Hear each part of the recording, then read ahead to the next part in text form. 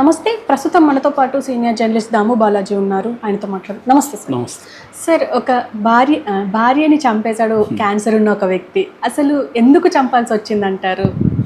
ఈ వార్త ఇప్పుడు వైరల్ అవుతుంది. గజియాబాద్లో ఒక రియల్ ఎస్టేట్ వ్యాపారి ఉన్నాడు, 46 ఏళ్ళ ఆయనకి, కుల్దీప్ త్యాగి ఆయన పేరు. వాళ్ళ భార్య పేరు అన్సు త్యాగి. ఆయన వీళ్ళిద్దరికి 2 పిల్లలు కూడా.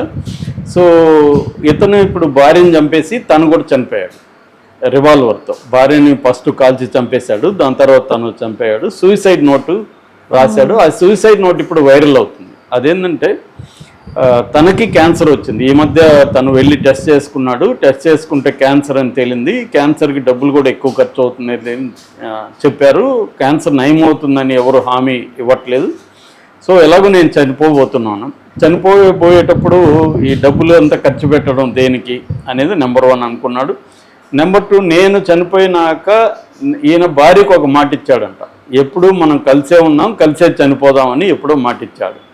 ఆ మాట ప్రకారం మనం చనిపోతున్నాం కాబట్టి భార్యను కూడా చంపేయాలి, ఎందుకంటే నేను మాట ఇచ్చాను కదా అనేది తను దాంట్లో రాశాడనమాట. నేను నా భార్యకి మాట ఇచ్చాను, ఏమంటే నేను జీవితాంతం ఆమెతో కలిసి ఉంటాను, చనిపోయేటుంటే ఇద్దరే కలిసి చనిపోదాము ఒకేసారి అనేది మేము అనుకున్నాము అని. ఇక్కడ ఇప్పుడు చర్చ ఏంటంటే ఆమె అనుమతి తీసుకొని ఆమె కూడా కలిసి ఇద్దరు కలిసి చనిపోతే అది వేరే వ్యవహారం. కానీ ఈయన ఇప్పుడు ఒక్కొక్కసారి ఎన్నో అనుకుంటారు మూడ్లను బట్టి. ఎందుకంటే అంటే ఆ మధ్య నేను మా ఫ్రెండ్ ఒకటి ఇట్లాగే అనుకున్నాం, మనకేమన్నా విచిత్రమైన జబ్బు వస్తే నువ్వు నన్ను వచ్చి చంపేసి నాకు వస్తే, నీకొస్తే నేను వచ్చి చంపేస్తానని సరదాగా అనుకున్నాం. అంటే ఇప్పుడు ఏదన్నా నాకు విచిత్రమైన జబ్బు వచ్చి హాస్పిటల్లో చేరాను, అది ఇంకా బాగా అవ్వదు కానీ డ్రాగ్ ఆన్ అవుతుంది లైఫ్. ఇది నాకు ఇష్టం లేదు, నేను సూసైడ్ చేసుకున్న పరిస్థితిలో కూడా లేకపోవచ్చు కదా, అందుకని నువ్వు వచ్చి నన్ను చంపేసేయి, నీకు అలాగా ఉంటే నేను వచ్చి నేను చంపేస్తా అని మేము ఇద్దరం సరదాగా అనుకున్నాం. అంటే కథ డిస్కషన్. అప్పుడు దీన్ని మళ్ళీ ఎక్స్టెండ్ చేసి, ఫర్ ఎగ్జాంపుల్ ఇప్పుడు నేను అలాంటి పరిస్థితుల్లో చేరాను కానీ నాకు చనిపోవాలని లేదు, కానీ వీడు వచ్చి చంపేస్తాడు ఒప్పందం ప్రకారం. సో వాడిని ఎలా ఆపాలి, ఇది కదా టెన్షను. సో ఇలాగా అనుకున్నాం. ఇది నిజానికి ఒక జెకోస్లేవ్ అనే సినిమా ఉంది, నాకు పేరు మర్చిపోయినా. అందులో ఏంటంటే ఇతను తనని చంపడానికి ఒక కాంట్రాక్ట్ కిల్లర్కి కాంట్రాక్ట్ ఇస్తాడు. ఆ కాంట్రాక్ట్ కిల్లర్ ఎవరో ఇతనికి తెలియదు, ఆన్లైన్లో ఇస్తాడు. ఏది తను సూసైడ్ చేసుకోవాలనుకుంటాడు కానీ సూసైడ్ తను సొంతంగా తనను తాను చంపుకోలేడు కాబట్టి ఒక ఆన్లైన్ కాంట్రాక్ట్ బ్యాచ్కి డబ్బులు పే చేసేస్తాడు. వాళ్ళు 1 నెల లోపల 10 రోజుల లోపల వచ్చి చంపేస్తారు. కానీ ఇప్పుడు ఇచ్చేసినాకే తనకి చావాలని ఉండదు, కానీ ఇతను ఎవరు చంపుతారో కూడా తెలియదు ఆ కాంట్రాక్ట్. అలాగా ఇతను అందరినీ డౌట్ చేస్తూ ఒక పార్కులో వెళ్ళి కూర్చుంటాడు. ఆ పార్కులో ఒక ఆవిడ పక్కన ఉంటుంది. అప్పటికి రకరకాల మంది అనుమానాలు వెంటాడుతున్నట్టు ఇవన్నీ ఎస్కేప్ అవుతాడు. వాళ్ళతో ఎస్కేప్ అయ్యి రిలాక్స్గా పార్కులో కూర్చొని ఆమె ఏదో వాళ్ళతో ఎవరుతున్న పిల్లలతో ఆడుకుంటుంటే ఆమెతో రిలాక్స్గా అమ్మయ్య మనం తప్పించుకున్నాం అనుకుంటే ఆమె గన్ను తీసి తను కాల్ చేస్తుంది. అంటే సీరియల్ కిల్లర్ ఎవరు అంటే ఆమె అనమాట. ఇది ఆ సినిమా అనమాట. అంటే ఒక్కోసారి ఇట్లాంటి ఒప్పందాలు ఎలా ఉంటాయంటే మనం ఎందుకు అంటే నిజానికి సీరియస్ విషయం మనకి ఎందుకు నవ్వు వచ్చిందంటే ఇతను ఎలా డిసైడ్ చేస్తాడు అంటే చాలామంది ఫ్యామిలీని చంపేసే వాళ్ళకి ఇదే లాజిక్ అనమాట. అంటే తండ్రి ఆ మధ్య కూడా మనం మన హబ్సిగూడలో చూసాము, చాలాసార్లు మనం చెప్పుకుంటున్నాం. తండ్రి తన ప్రాబ్లమ్స్ వల్ల, అది హెల్త్ ఇష్యూస్, ఫైనాన్షియలీ, ఈ 2 కారణాల వల్ల ఎక్కువ మంది సూసైడ్లు చేసుకుంటారు. సరే, ఈ కారణాల వల్ల చేసుకునేవాళ్ళు తాను చనిపోతే పోతాడు కానీ ముక్కుపచ్చలారని పిల్లల్ని భార్యని చంపేసి వీళ్ళు చనిపోవడం ఇదేంటంటే ఫాల్స్ హానర్ కల్చర్ సొసైటీస్ అంటారు. హానర్ కల్చర్ బేస్డ్ సొసైటీస్లో ఏంటంటే హానర్ ఇంపార్టెంట్. అంటే నేను వెళ్ళిపోయినాక నా పిల్లలు పేదరికంలోనో ఇంకోటి ఉండకూడదు, సో వీళ్ళని కూడా చంపేస్తే ఒక పని అయిపోతుంది అన్నట్టుగా వీళ్ళు చంపేస్తారు. నిజానికి వీళ్ళు చంపే హక్కు ఎవరికి ఇవ్వలేదు. సూసైడ్ అనేది మన దేశంలో చట్ట వ్యతిరేకం. ఇక హత్య, అది సూసైడ్ కాకుండా హత్య కూడా చేయడం. ఇంకా హత్య చేసినాక వీడు కూడా ఉన్నాడు కాబట్టి ఇప్పుడు వాడి మీద ఇప్పుడు ఈయన బతుకుండే ఆమె చనిపోయి ఉంటే ఇతని మీద చర్య తీసుకోవచ్చు, ఇతను కూడా చనిపోయాడు. సో ఇది ఇప్పుడు చర్చ. ఇది మోరల్ యాంగిల్లో, లీగల్ యాంగిల్లో ఎవడేం చేయలేము. ఇది లీగల్గా నేరమైనప్పటికీ ఏం చేయగలము, ఇద్దరు లేరు. మోరల్ యాంగిల్లో డిస్కషన్. ఒక భార్యకి భర్త ఒక మాట ఇచ్చాడు ఏమని, చచ్చినా బతికినా ఇద్దరు కలిసే ఉండాలి, కలిసే చావాలని. చాలామంది అనుకుంటారు, ప్రేమికుల్లో మామూలుగా రెగ్యులర్గా అనుకునేది. యాక్చువల్గా ఒక చైనా గుచెంగ్ అని ఒక పోయిట్ ఉన్నాడు చైనాలో, ఆయన చనిపోయాడు ఆ మధ్య. ఆయన కూడా ఇట్లాగే భార్యను చంపేసి చనిపోయాడు. ఆ గుచెంగ్ ఫస్ట్ పరిచయం అయినప్పుడే గర్ల్ ఫ్రెండ్తో ఫస్ట్ డైలాగ్ ఏముందంటే, మన ఇద్దరం కలిసి ఆత్మహత్య చేసుకుందామా అని అడిగాడంట ఫస్ట్ డైలాగ్. అది ఆమెకు నచ్చింది, వీడు విచిత్రంగా ఉన్నాడు అనుకొని ప్రేమించింది. చివరికి కొద్ది రోజులు కాపురం చేసింది. వేరే దేశంకి వెళ్ళారు, ఈ దేశంలో వాళ్ళని బహిష్కరించారు చైనా నుంచి. అక్కడ ఒకరోజు ఉన్నట్టుండి అతను గొడ్డలతో ఆమెను నరికేసి తాను చెట్టు కూరేసుకొని చనిపోయాడు. ఇది విషాద గాథ. గుచెంగ్ వెరీ ఫేమస్ పోయిట్, ఆయన పోయిటరీ అద్భుతంగా ఉంటుంది.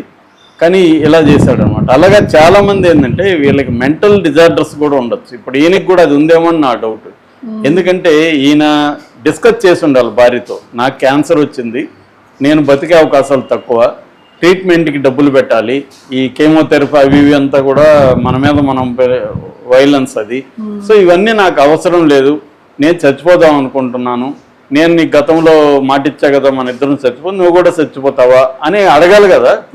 అదేమీ లేక ఇప్పుడు ఆమెకి ఏమనిపించచ్చు, నాకు చావాలని లేదు, నీకంటే విధి లేదు కాబట్టి నేనేం చేయలేను, నీకు కూడా కాపాడడానికి ట్రై చేద్దాం అని. చాలామంది ఇప్పుడు బ్రతిందయారా ఏదో ఒక బుక్ వచ్చింది, అందులో 1 year క్యాన్సర్తో అతను ఎలా పోరాడారు అనేది అతను రాసుకున్నాడు. కేరళ అతను, ఎన్ఆర్ఐ అతను. సో అది వెరీ పాపులర్ పుస్తకం. అలా డెత్ను ఫేస్ చేయాలి, జబ్బులు వచ్చినప్పుడు ఫేస్ చేయాలి. ఒకవేళ ఫేస్ చేయదలుచుకోలేదు, నీ వరకు నువ్వు చనిపో, భార్యను చంపే హక్కు ఎవరిచ్చారు? సో ఆమెకు బతకాలని ఉందేమో, ఆమెతో డిస్కస్ చేయకుండా, ఎందుకంటే ఆమె పిల్లలు ఉన్నారు, 2 బాబులు ఉన్నారు. సో వీళ్ళకి పెద్ద ఏజ్ కాలే, ఆమెకి 40 ఏళ్ళు, తనకి 46 ఏళ్ళు. సో పిల్లల్ని చూసుకోవాలి కదా, ఆమెకి ఒక బాధ్యత ఉంటుంది. అసలు ఏమీ లేదు, ఆమె పాటికి ఆమె బతకాలనుకునింది అనుకుందాం, ఇతను ఎవరు చంపడానికి? ఇది ప్రేమ పేరుతో మనవాళ్ళు మెలో డ్రామాలు ఆడుతుంటారు కదా, ప్రేమ పేరుతో చంపుకున్నాడు, నేనే పోయినాక నా పిల్లలు ఇబ్బంది పడతారేమని, ఎంత ప్రేమ ఆయనకి అనేవాళ్ళు కూడా ఉన్నారు. ఇప్పుడు ఇది కూడా ప్రేమ చూడు, ఆయనకి ఎంత గొప్ప ప్రేమ, భార్యని తను లేకుండా భార్య ఉంటే ఇబ్బందులు పడుతుంది. ఏమో ఆమె ఇబ్బంది పడుతుందా, ఇంకొక అతను పెళ్లి చేసుకొని హ్యాపీగా ఉండొచ్చు. ఎవరు చూస్తారు ఇవన్నీ? ఎందుకంటే ఈ మెలో డ్రామా అంతా సినిమాలో నడుస్తుంది తప్ప జీవితంలో ఆమె ఒకసారి యాక్సెప్ట్ చేసినాక లైఫ్ ఎవరికైనా డెత్ అనేది పర్మనెంట్, కంపల్సరీ డెత్. ఇతనికి ప్రీమెచ్యూర్ డెత్ వచ్చింది. సరే, అది బాధాకరమైన విషయమే. ఆమె చూసుకొని ఉండొచ్చు ఇతన్ని కొద్ది రోజులు, హెల్త్ బాగాలేకపోయినా కూడా ఉండొచ్చు. చాలామంది చనిపోతామని తెలిసినా కూడా వాళ్ళు జాగ్రత్తగా చూసుకునే వాళ్ళు ఉన్నారు చాలామంది. నేను కూడా, మా ఫ్రెండ్ కూడా ఒక అమ్మాయి, నా వైఫ్ ఫ్రెండ్, ఆ మధ్య ఒక అమ్మాయి వచ్చి ఫస్ట్ డైలాగ్ ఏంటంటే, చాలా రోజుల తర్వాత ఇంటికి వచ్చి నేను 6 నెలల్లో చనిపోబోతున్నానని చెప్పింది. మేము ఇద్దరం షాక్ అయినాం. ఏమైందంటే క్యాన్సర్ అని చెప్పింది. తర్వాత అమ్మాయి 2 ఏళ్ళు బతికింది, తర్వాత చనిపోయింది. సో 2 ఏళ్లలో మేము ఆమెను కలిసాము, చాలామంది కలిసారు. ఆమెకు తర్వాత ఇక్కడంతా ఉండలేక ఆమె ఒక ఓల్డేజ్ హోమ్లకి వెళ్ళిపోయింది. సో ఆమె చనిపోయింది. అంటే డెత్, క్యాన్సర్ లాంటివి వచ్చినప్పుడు ఏమంటే స్లోగా జరుగుతుంది. అలా చాలామంది మనకి ఎక్కడ పోయినా ఈ కథలు, హార్ట్ అటాకులు, డెత్లు ఎక్కువగా, క్యాన్సర్ డెత్లు, ఈ 2 మనకి ఎక్కువ కనబడతాయి. హార్ట్ అటాక్ ఏమో చనిపోయిన వాళ్ళకి చాలా హ్యాపీ, వాళ్ళకి కూడా తెలియదు కాబట్టి సడన్గా చనిపోతారు. క్యాన్సర్ అంటే చనిపోయేవాడికి నరకమే, పక్కన ఉన్న వాళ్ళకి నరకమే, స్లో డెత్. అట్లానే అన్ని క్యాన్సర్లు ఏమీ చనిపోరు.